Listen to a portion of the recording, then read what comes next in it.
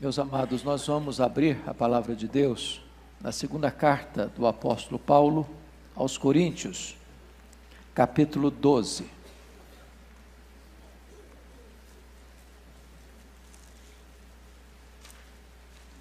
Segunda carta de Paulo aos Coríntios, capítulo 12.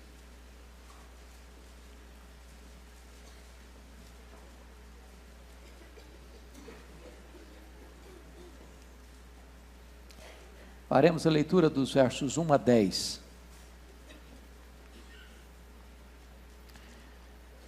Se é necessário que me glorie, ainda que não convém, passarei as visões e revelações do Senhor.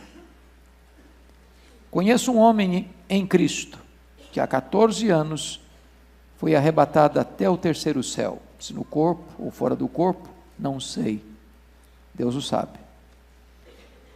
E sei que o tal homem, se no corpo ou fora do corpo, não sei, Deus o sabe, foi arrebatado ao paraíso, e ouviu palavras inefáveis, as quais não é lícito ao homem referir.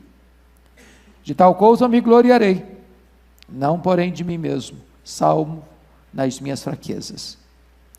Pois se eu vier a gloriar-me, não serei nécio, porque direi a verdade. Mas abstenho-me, para que ninguém se preocupe comigo mais do que em mim vê ou de mim ouve. E para que não me ensoberbecesse com a grandeza das revelações, foi-me posto um espinho na carne, mensageiro de Satanás, para me esbofetear, a fim de que não me exalte. Por causa disto, 3 vezes pedi ao Senhor que o afastasse de mim. Então ele me disse: a minha graça te basta, porque o poder se aperfeiçoa na fraqueza. De boa vontade, pois, mais me gloriarei nas fraquezas, para que sobre mim repouse o poder de Cristo. Pelo que sinto prazer nas fraquezas, nas injúrias, nas necessidades, nas perseguições, nas angústias, por amor de Cristo. Porque quando sou fraco, então é que sou forte. Amém? Hoje eu quero tratar com você de um tema muito pessoal. Penso eu que todos nós lidamos com isso, com esta pergunta, com este questionamento. E a pergunta e o questionamento é: se Deus me ama mesmo, por que eu sofro? Por que eu estou passando por essa situação? E eu quero dizer para você, inicialmente, algo que não fui eu quem concebeu e escrevi, mas concordo. A vida é a professora mais implacável. Porque a vida, primeiro dá a prova, depois a lição. A vida é a professora mais implacável, porque primeiro a vida dá a prova, depois ela dá a lição. Foi o pensador irlandês C.S. Lewis que disse que Deus sussurra nos nossos prazeres, mas Deus grita nas nossas dores. Esse texto que nós acabamos de ler tem como contexto a questão dos falsos apóstolos que estavam tendo muita acolhida em Corinto, sendo muito aplaudidos em Corinto e recebendo muita aceitação na igreja de Corinto, e questionando o apostolado de Paulo, dizendo que Paulo não era um verdadeiro apóstolo, que Paulo não tinha as experiências místicas e arrebatadoras que eles tinham. A contragosto, Paulo então começa a mostrar suas credenciais. Não era o feitio de Paulo falar dele mesmo, contar suas experiências, falar das coisas grandes que ele tinha experimentado na vida? Mas ele começa a contar que um homem, e ele nem diz que é ele, mas o contexto é claro que é ele mesmo, teve uma revelação, e foi arrebatado ao terceiro céu. Chega a no corpo, fora do corpo, eu não sei, Deus sabe. E esse homem que ele mesmo, teve visões tão lindas, e ouviu coisas tão esplêndidas, e tão maravilhosas, que é ilícito ao homem referir. E ele poderia, por causa desta experiência incomum, singular, bater no peito e dizer: olha para mim aqui, ó que homem batuta que eu sou, olha que crentão que eu sou, olha que homem magnífico que eu sou. Ninguém teve experiências como eu. E ele toma ciência de uma coisa: se ele tem que se gloriar, não é nele mesmo.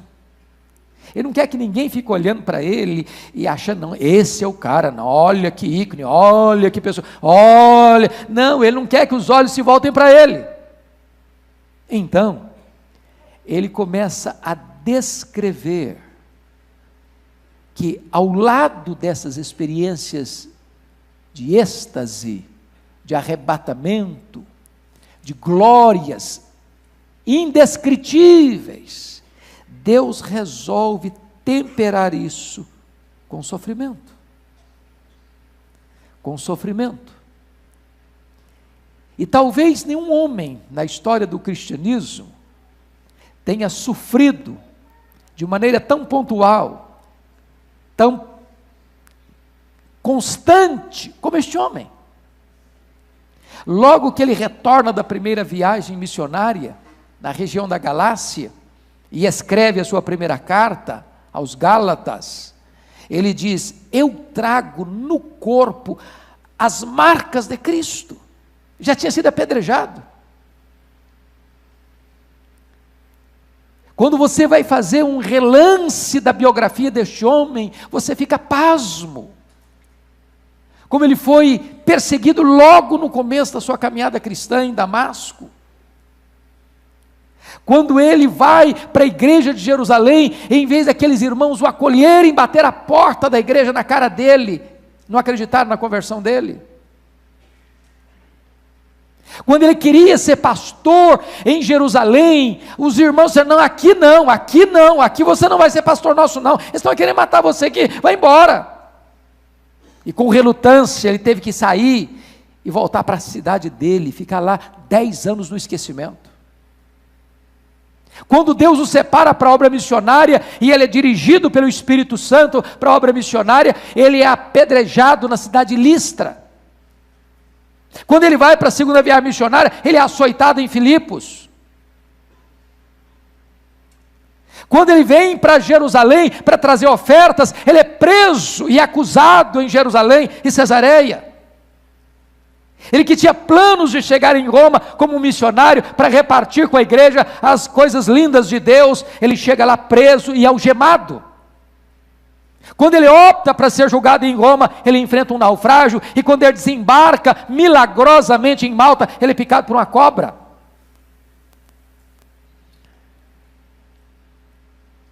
Esse homem, entretanto, experimenta alegria no sofrimento. Ele diz: em nada considero a vida preciosa para mim mesmo. Desde que eu complete a minha carreira, não importa o que aconteça comigo. Que eu prego o evangelho, não importa comigo. Aliás, se eu morrer também, não tem problema, porque para mim eu viver é Cristo, morrer é lucro. Quando ele vai fazer uma avaliação das coisas, ele diz o seguinte, lá em 2 Coríntios 4, 16, 18, as coisas espirituais estão acima das materiais, o futuro é melhor do que o presente, e o eterno é mais importante do que o temporal. No texto lido, ele vai fazer uma análise do sofrimento que o atormentou. Quando ele diz que para que não me ensoberbecesse com as grandezas das revelações, foi-me posto um espinho na carne, mensageiro de Satanás, para me esbofetear. E aí eu chamo a sua atenção, porque há um contraste gritante aqui. Qual o contraste?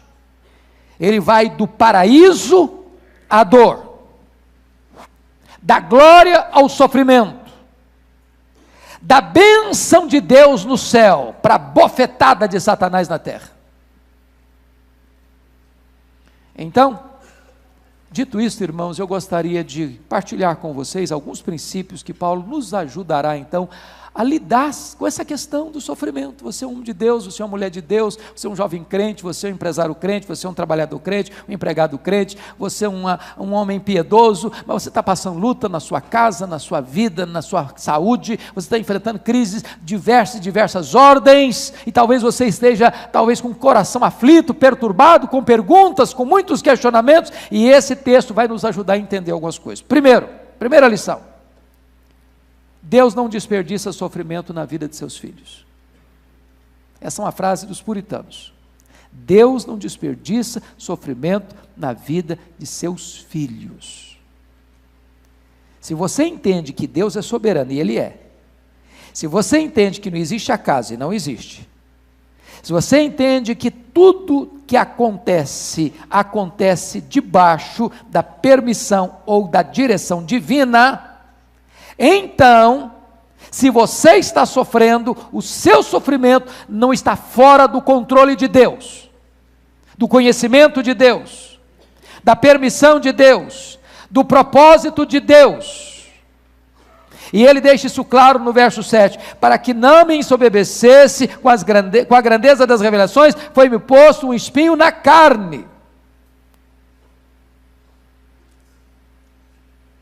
É bem verdade que às vezes eu não sei esse propósito, como Jó não ficou sabendo.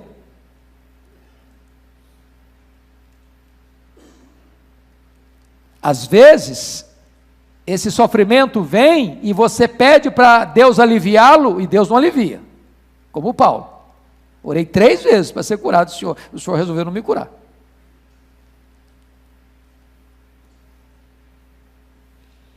Segunda lição que eu aprendo nesse texto: às vezes, Deus decide revelar-nos a razão do nosso sofrimento. Às vezes, Ele decide revelar. No caso aqui, Deus decidiu revelar.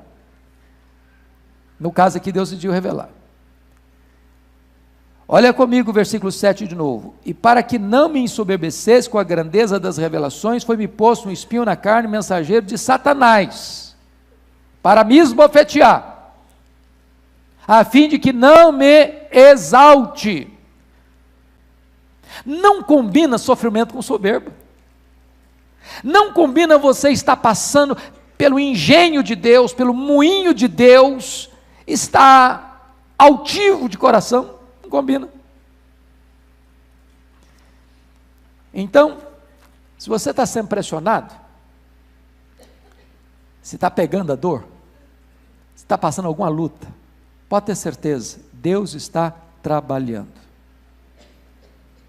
Mas não é para destruir você, é para manter você humilde, quebrantado, é para que a sua crista não cresça, para que o seu papo não seja grande, para que você não seja soberbo. Esse é o propósito. Terceira lição: Deus não nos censura por pedirmos livramento do sofrimento. Olha comigo o versículo 8 e 9. Por causa disso 3 vezes pedi ao Senhor que o afastasse de mim.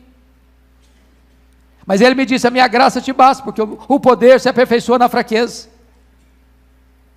Algumas pessoas acham que ser espiritual é ser estoico. O que é o estoico? O estoico é aquele que recebe o sofrimento e o suporta com os dentes trincados. O estoico é aquele que acha que o papel dele é ficar debaixo de um rolo compressor de um destino cego e não poder reclamar, é aguentar calado. Não, o cristão não é um estoico. Os salmos, temos aprendido aqui com o pastor Erival tantas vezes, são salmos às vezes mais de lamentos do que de louvor, onde o servo de Deus diz: meu Deus, está doendo, até quando, Senhor? Por que eu estou passando por isso? E diz a Bíblia que Paulo ora a Deus, não só uma, mas 2, mas 3 vezes, e Deus não atende o pedido dele. Deus não ouve positivamente a oração como ele queria que fosse ouvida. Então, assim como Deus não censurou Jó por perguntar 16 vezes por quê, assim como Deus não censurou Paulo por ter orado 3 vezes, assim como o próprio Filho de Deus no Getsemane pediu remoção da sua dor. Eu gostaria de dizer para você, que talvez está passando por alguma luta, noite sem dormir, coração apertado, talvez aqui hoje desempregado, talvez doente, talvez com algum familiar seu num CTI, à beira da morte, talvez lidando com a doença crônica na família, ou com um problema na família que você não vê saída. Eu quero dizer para você que Deus não censura você, quando você diz, está doendo, Senhor, meu Deus, por que isso? Meu Deus, me dá uma explicação. Deus não nos censura, quando nós pedimos livramento do sofrimento. Quarta lição: o sofrimento pode ser uma dádiva de Deus a nós, e não contra nós. Não é fácil escutar isso não, sabe?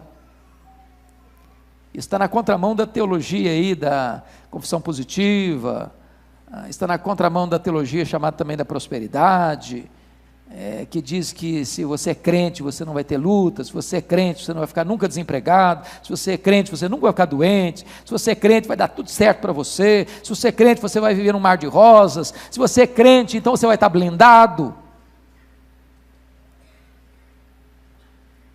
Prestem bem atenção. Deixa eu lhes fazer uma pergunta preliminar para explicar melhor aqui. Espinho na carne de Paulo procedeu de Deus ou de Satanás?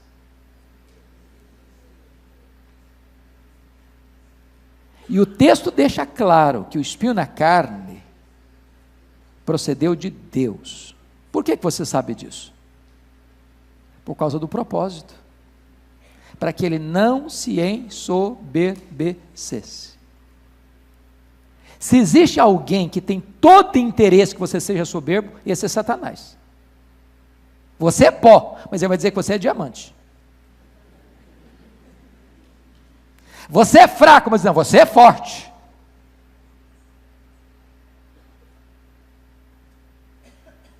Mas Deus tem todo interesse que você seja humilde. Mas como então, se o espinho na carne veio de Deus, como é que Satanás esbofeteava a cara de Paulo com esse sofrimento, com esse espinho na carne? Porque esse é o Satanás. Quando Deus permite uma providência carrancuda na sua vida, e o sofrimento, e a enfermidade, a dor, e o desemprego, e a crise familiar, é uma providência carrancuda, então o diabo vem e bate na sua cara, está vendo aí? Vê se Deus te ama mesmo. Cadê esse Deus? Onde está o seu Deus?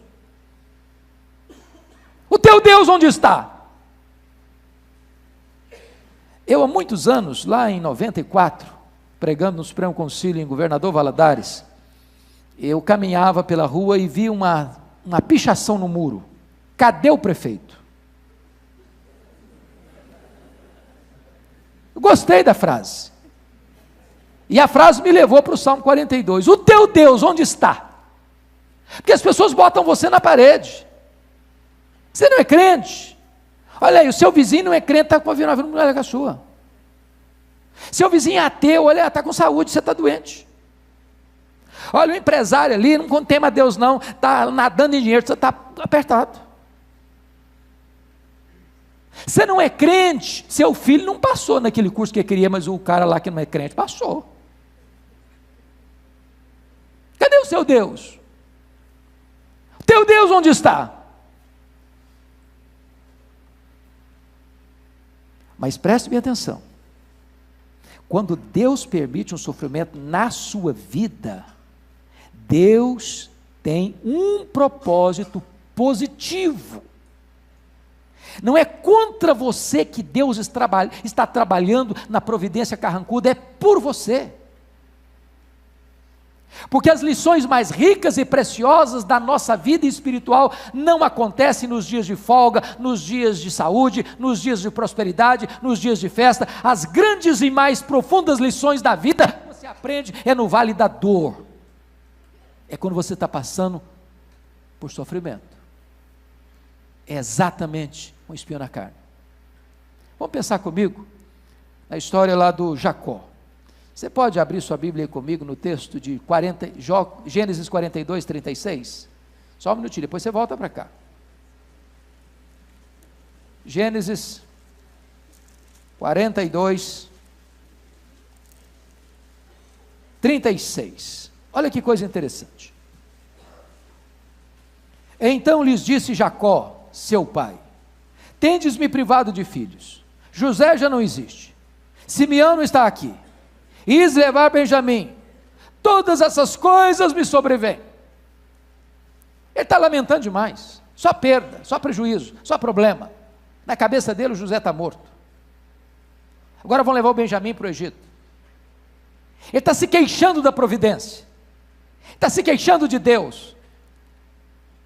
E ele nem sabia que todo esse sofrimento que ele está passando, e sabe quantos anos ele está passando esse sofrimento? 22 anos. Deus estava escrevendo o capítulo mais emocionante da história dele, da história do povo de Israel, da história do povo da redenção, da história da humanidade.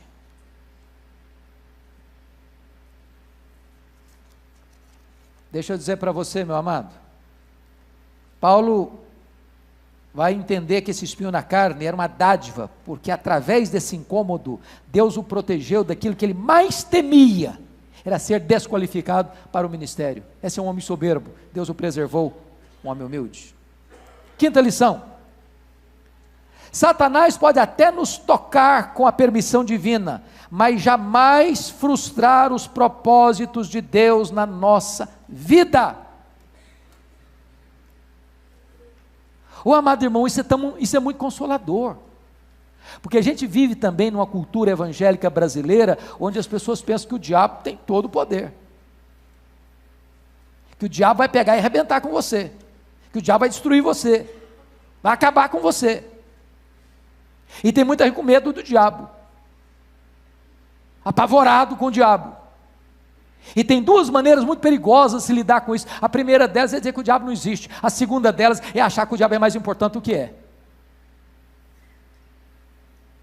Preste bem atenção. Ainda que o diabo esbofeteie a sua cara, ele só pode fazer uma coisa dentro do projeto de Deus, é que ele contribua para que o plano perfeito, eterno, vitorioso de Deus se consume na sua vida.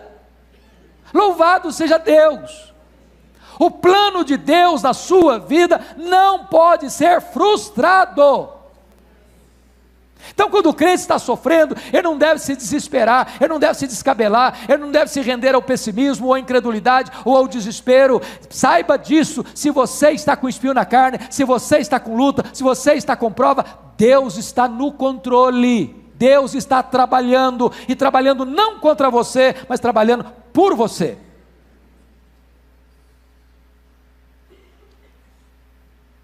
Sexta lição: Deus nos assiste e nos conforta em nosso sofrimento. Olha comigo, versículo 9, por favor, 2 Coríntios 12, 9.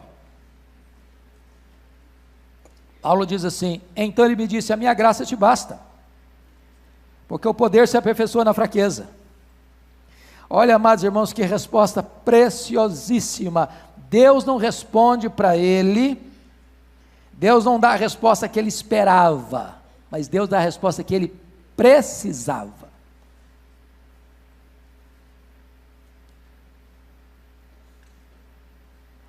Às vezes a gente vai querer tirar, Deus diz, tira o espinho, Senhor, está doendo.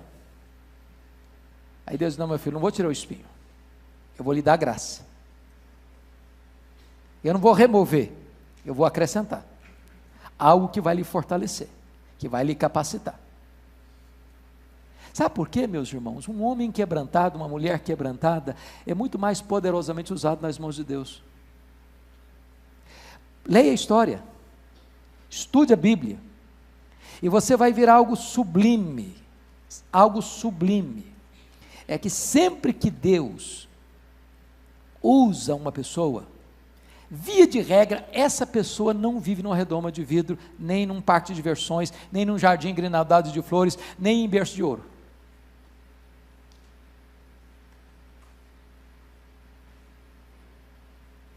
O que cabe a você e a mim entender é o seguinte: se Deus não tirar o espinho, Ele dá graça.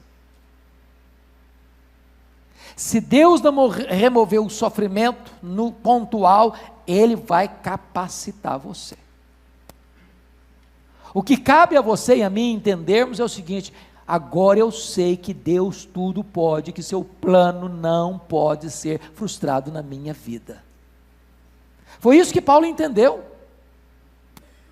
Aliás, quando ele está tratando do sofrimento, ele diz o seguinte: porque o sofrimento do tempo presente não é nem mesmo para comparar com as glórias por vir a serem reveladas em nós. A nossa breve, momentânea tribulação vai produzir para nós eterno peso de glória, acima de toda comparação. Aliás, eu me glorio nas próprias tribulações, porque a tribulação produz perseverança, a perseverança produz experiência, a experiência produz esperança, e a esperança não se confunde, porque o amor de Deus é derramado no nosso coração. Sétima lição: quando passamos pelo vale do sofrimento, a graça de Deus sempre nos é suficiente. Bendito seja Deus. A minha graça te basta. E sabe o que é a graça? É aquilo que é melhor que a vida. Você pode viver com muito dinheiro, mas sem graça não tem prazer. Você pode ter saúde, sem graça não dá. Vocês admitem comigo que tem gente vendendo saúde e vivendo uma vida miserável, dando tiro na cabeça, cheio de saúde? Tem gente aí nadando em dinheiro, pulando do 10º andar de um prédio. Tem gente aí com todos os títulos acadêmicos que você poderia cobiçar na vida, que está vivendo uma vida desgraçadamente prisioneira nas drogas. Tem gente aí que está com tudo que o mundo pode oferecer de prazeres e delícias, e a vida é um vazio existencial insuportável. Mas mesmo que os seus olhos estejam umedecidos de lágrimas, mesmo que o seu corpo esteja sendo surrado pela dor, mesmo que na sua casa haja muitas tempestades abando sobre o seu telhado, muitos ventos batendo na sua parede, muitas enxurradas batendo nos alicerces da sua casa, você vai permanecer de pé, porque você está sobre a rocha e a graça de Deus te basta. A graça de Deus te basta. Essa graça é suficiente. Mais do que suficiente. 8º princípio: nem sempre é propósito de Deus remover o nosso sofrimento. Isso aqui não é fácil nem para você nem para mim, porque também é muito comum a gente pensar o seguinte: se eu estou sofrendo, Deus me ama e Ele vai me tirar do sofrimento. E Ele vai tirar, sim. Você vai ter uma eternidade inteira sem sofrimento. É verdade. É só mais um pouquinho. Mas pense comigo em algumas pessoas da história. Nós presbiterianos gostamos muito do Calvino, não gostamos, Arival? Um homem de Deus, um reformador que foi um exemplo para o mundo. Calvino não chegou a completar 55 anos. Quando eu li a história daquele homem, eu fico pasmo. Era doente, tinha mais de dezenas de enfermidades. A maioria das obras que ele escreveu no leito da enfermidade, ditando para alguém.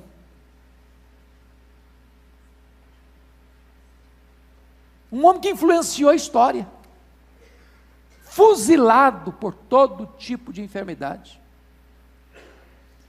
Eu fico olhando a história de um moço, igual David Brainerd, considerado um dos maiores missionários da história da igreja, o homem mais piedoso, segundo John Wesley, que ele já conheceu. Seu futuro sogro, porque não chegou a casar, Jonathan Edwards, escreveu o seu diário. Anotou, pegou as anotações que ele fazia e publicou o livro. E perguntaram para Wesley, qual é a obra mais importante depois da Bíblia para que alguém conheça a Deus? Ele disse: leia o diário de David Brainerd. Esse moço morreu com 29 anos, de tuberculose, tossindo sangue no meio das selvas. Pensa comigo em John Bunyan, 14 anos atrás de grades, de prisões terríveis, imundas. Pense comigo em Fanny Crosby, passou a vida inteira na cegueira, 92 anos cega. Pense comigo em Dietrich Bonhoeffer, enforcado no dia 9 de abril de 1945, pelo nazismo alemão. Servo de Deus. E nós poderíamos citar centenas de pessoas. Infelizes? Coitadas? Miseravelmente coitadas? Não. Absolutamente não. Bem-aventuradas. Bem-aventuradas. A avaliação do céu não é a mesma avaliação da terra. Essas pessoas são aquelas que, ao partirem daqui, escutam Jesus dizendo: vinde benditos de meu Pai, entrai na posse do reino, que vos está preparado desde a fundação do mundo. Aqui não tem mais lágrima, aqui não tem mais luto, aqui não tem mais dor, aqui não tem mais tristeza, aqui não tem mais doença, aqui não tem mais enfermidade, aqui não tem mais cortejo fúnebre, aqui não tem mais despedida, aqui não tem mais pecado, aqui você vai desfrutar de um gozo eterno, de uma alegria eterna, de uma paz eterna, de uma perfeição eterna. Aqui você vai desfrutar de toda a herança que você recebeu pela graça de Deus. Amados irmãos, a nossa vida não constitui apenas o pequeno lustro da caminhada do berço à sepultura. Nós somos chamados para uma herança eterna. Nona lição: a nossa felicidade não depende das circunstâncias, depende de Cristo. Olha o versículo 10 comigo. Pelo que sinto prazer nas fraquezas, nas injúrias, nas necessidades, nas perseguições, nas angústias, por amor de Cristo. Amados irmãos, qualquer pessoa que lê um texto desse, não sendo um crente, fala: esse cara é doido. Ou no mínimo é um masoquista. Porque preste atenção, prazer é deleite. Prazer nas fraquezas, prazer nas injúrias, prazer nas necessidades, prazer nas perseguições, prazer nas angústias. Mas ele não está falando retoricamente, não. Porque a gente pode falar isso bonito, assim, de retórica. Na hora que a coisa pegar, a gente chora, a gente grita. Só dá uma olhadinha comigo, só assim, nem uma página você precisa virar. É só na mesma página aí. Capítulo 11. Verso 24, até o verso 28, a igreja pode ler comigo assim, uma voz só, bem bonito, bem claro, bem forte, capítulo 11, 24 a 28, vamos juntos? O que João passou? Vamos lá? 5 vezes recebi dos judeus uma quarentena de açoites, menos um, para um pouquinho só, quantos açoites que recebeu mesmo? Soma tudo aí. Quanto deu? Quem é bom de matemática? 195 açoites. Se esse cara passou 125, não era açoitinho assim, mole não. Pensa num cara cheio de cicatrizes. Vamos prosseguir a leitura. Verso 25.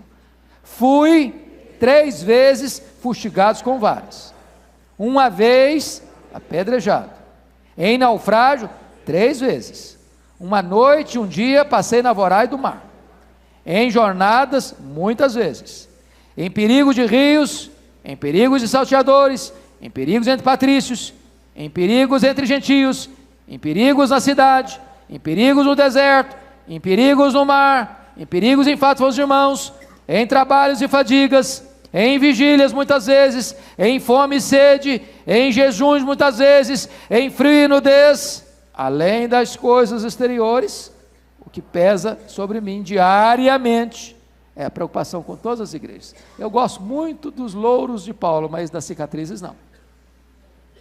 Paulo não é Paulo sem essas cicatrizes. Você ainda está achando que é demais em você?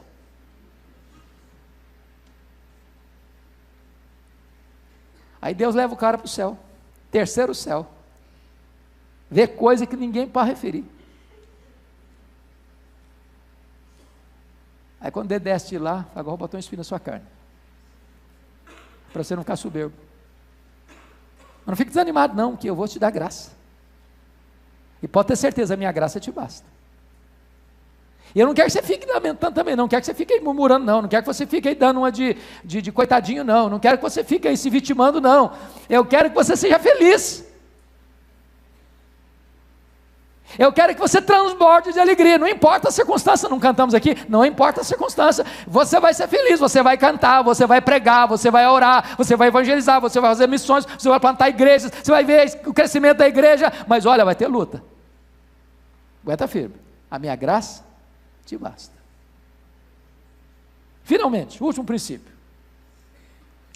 10º princípio. Olha comigo, por favor. Quando chegamos ao fim, ou quando chegamos ao fim das nossas forças, ainda assim, o poder de Deus nos capacita a vivermos vitoriosamente. Lá no finalzinho do verso 10, ele diz o seguinte: porque quando sou o quê? Fraco. É que eu sou o quê? Forte. Quando eu sou fraco, significa o seguinte: cheguei no fim das minhas forças. Estou de tanque vazio. Acabou. De mim, mais nada. Acabou. Estou falido. Esgotado. Aí Deus, então tá bom, agora é comigo. Agora é comigo. Porque enquanto você tem reserva, enquanto você confia na carne, enquanto você confia no seu conhecimento, enquanto você confia na sua saúde, enquanto você confia na sua inteligência, enquanto você confia na sua estratégia, enquanto você confia em você mesmo, você é forte. Mas o braço da carne é muito fraco. Então, se você é forte, aí você é muito fraco mesmo. Mas se você está completamente desprovido de força em você mesmo, mas você resolve confiar no Deus Todo-Poderoso, aí você é forte. Que quando você é fraco, aí você é forte. Quando você chega no final da linha, Deus diz: agora é comigo, agora eu vou agir de uma forma poderosa e extraordinária. Na verdade, Paulo tinha pedido para Deus substituição. Remove o espinho, Senhor. E Deus diz: não vou dar substituição, eu vou dar transformação. O meu poder se aperfeiçoa na fraqueza. Nós não vivemos de explicações, irmãos. Nós vivemos de promessas. Vivemos de promessas. A minha graça te basta.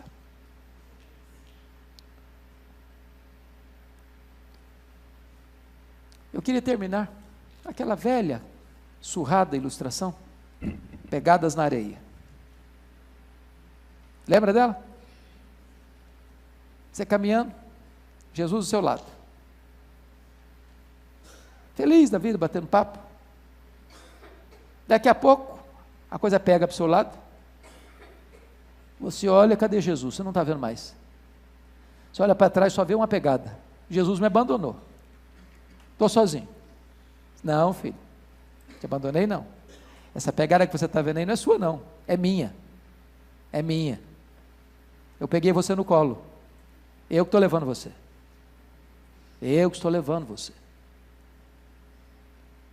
Você está passando por luta? Por prova? Saiba de uma coisa, Deus está com você.